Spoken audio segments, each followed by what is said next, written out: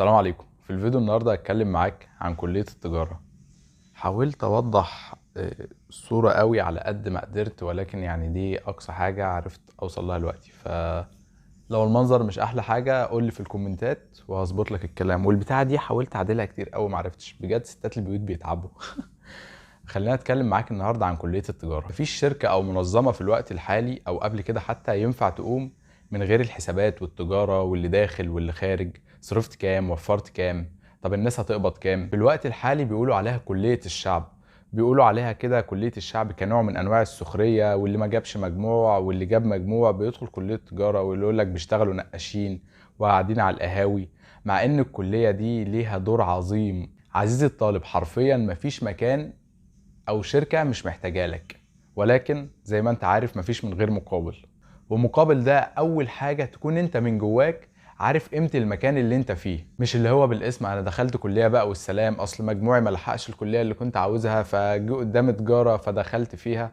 لا، لو بصيت للموضوع بالنظرة دي وان كله بيدخلها فعادي، عمرك ما هتوصل لأي حاجة في كلية التجارة.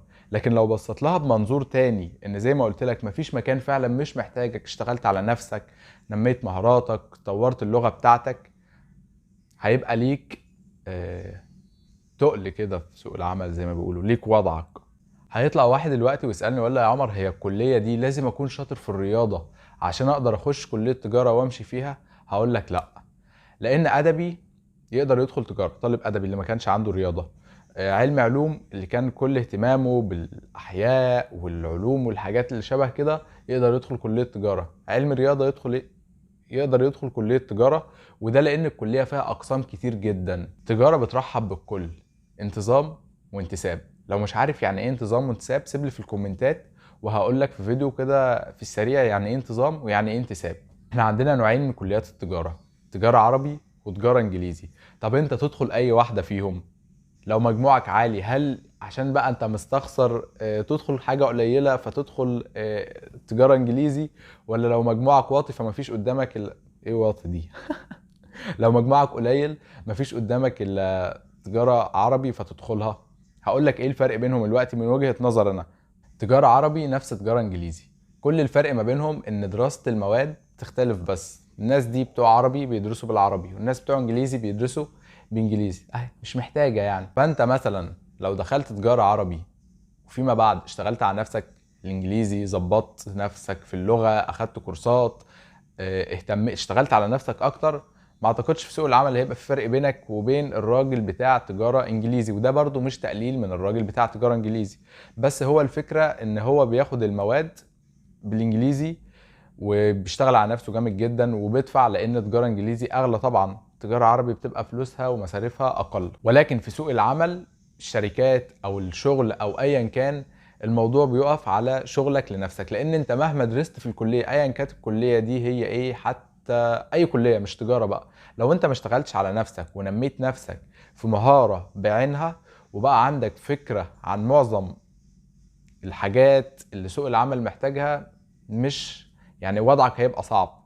فاولا واخيرا لازم تكون شغال على نفسك، وما تعتمدش اعتماد كلي على دراسة الجامعة بس، لان دراسة الجامعة ما هي الا دراسة اكاديمية. لكن سوق العمل يعني انت بقى بتشتغل على ارض الواقع بتلاقي اختلاف رهيب عن الكلية. وكده كده انا عارف ان انت توب، وفي اي مكان بتبقى فيه توب، دخلت تجارة عربي دخلت تجارة انجليزي، انا واثق فيك وعارف ان انت على وضعك جدا. فقرار ان انت تدخل عربي او انجليزي لو انت مجموعك لحق الاتنين، انت فكر بينك وبين نفسك شوية من ناحية الدراسة، الماديات، ان الدراسه هتكون زي ما قلت لك بالانجليزي طول الوقت. فلو انت مثلا، لا انا هسيب لك انت الاجابه على السؤال ده وقول لي قررت تعمل ايه. طب انت هتدرس ايه في كليه تجاره؟ هقول لك اسامي المواد ومش عاوزك تتخض، لان طبيعي انت داخل مرحله جديده فهتحس ان الامور متلخبطه شويه، يعني مش زي المدرسه انت عارف اللي فيها، لا انت داخل مكان جديد فتكون الامور بالنسبه لك جديده ما انتش فاهمها شويه. ده الطبيعي وده صحي يعني ومفيد. عندك في كليه التجاره اداره اعمال وفروعها، الاقتصاد وفروعه، التامين وفروعه، الاحصاء والقانون والرياضه، كله بياخد المواد دي قبل التخصص او القسم اللي هيكون فيه المواد. وزي ما قلت لك مش عاوزك تتخض من الاسامي، طبيعي جدا انت داخل مرحله جديده فتحس اللي هو ايه ده. خليني اقول لك على الاقسام: اداره اعمال، محاسبه، اقتصاد، ونظم معلومات. خلاصة، هل كلية التجارة تستحق ان انت تدخلها وليها مستقبل وشغل؟ طبعا. مفيش حاجة ملهاش مستقبل، مفيش حاجة ملهاش شغل، خصوصا لو هي حاجة زي كلية التجارة زي ما قلت لك داخلة حرفيا في كل المجالات. بس الأهم من كل ده حرفيا ان انت طول الأربع سنين بتوع الكلية تشتغل على نفسك، وما تقولش خلاص انا بدرس ما عنديش حضور، الكلية مش ضغط عليا جامد زي معظم الكليات فاللي هو براحتي. لا، لو ما اشتغلتش على نفسك الموضوع هيبقى صعب عن الراجل طبعا اللي اشتغل على نفسه، ذاكر، اخد كورسات، طور اللغة بتاعته. اي حد هيعمل كده، يعني ربنا مش بيضيع سعي ولا تعب اي حد. لو كان حلمك تدخل كلية عالية وما لحقتهاش، مفيش قدامك الا تجارة، خلاص ارضى، فما حدث قد حدث، قلتها قبل كده في فيديوهات قديمة. ارضى بالامر الواقع. لو كان حلمك تدخل كلية عالية وخلاص يعني مجموعك ما وصلش للكلية اللي انت كنت عايزها، فخلاص انت دلوقتي قدامك تجارة.